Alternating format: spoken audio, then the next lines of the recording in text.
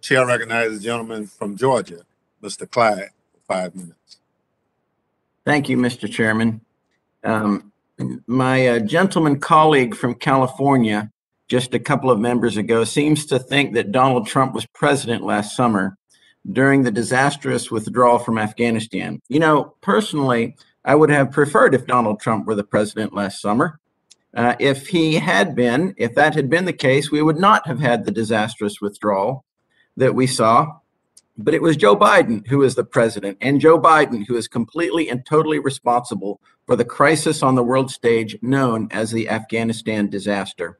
President Biden showed weakness then, and he continues to show weakness. And we all know that weakness promotes aggression.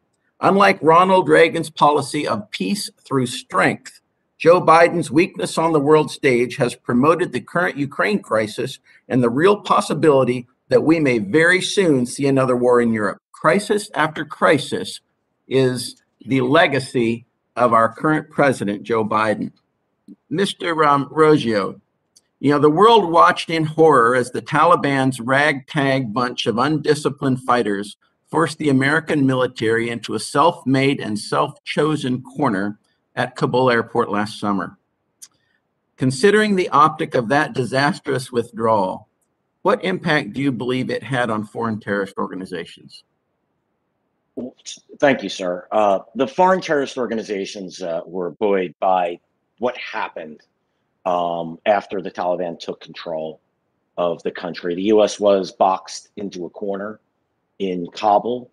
The images of that withdrawal, the videos of this withdrawal were distributed widely by jihadist organizations, not by individuals, jihadist sympathizers, members of the Taliban, suspected jihadists on social media platforms. I saw these myself. They were crowing over the fact that the U.S., which, you know, that they've beaten a superpower, and we can't deny this. What happened in Afghanistan was a defeat for the United States. We wasted 20 years of blood and treasure, whatever number you want to put to that, whether it's $1 trillion, $2 trillion. I've seen all kinds of crazy estimates, but the reality is we spent 20 years trying to stand up an Afghan government, and we failed. And we failed because we left precipitously. We never gave the Afghan government an opportunity to defend itself. The decision was we're leaving, and we're leaving in a short amount of time. It took 2 months to execute, or 2.5 months from the day that President Biden announced the withdrawal.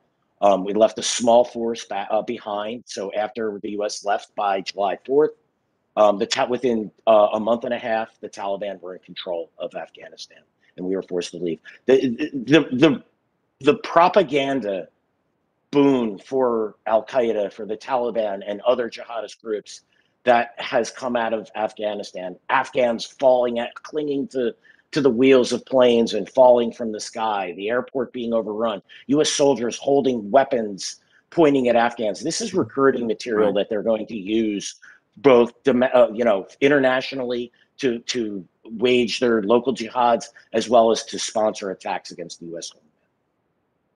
Thank you. I think we will see this time and time again over your lifetime and my lifetime both. And thank you for confirming that indeed it was President Biden who announced the withdrawal from Afghanistan. It was not President Trump who was president at the time. He did not have the executive authority. He was not the commander-in-chief. It was President Joe Biden who was the commander-in-chief, who gave the military the order. And as a military officer myself, I fully understand how the military operates.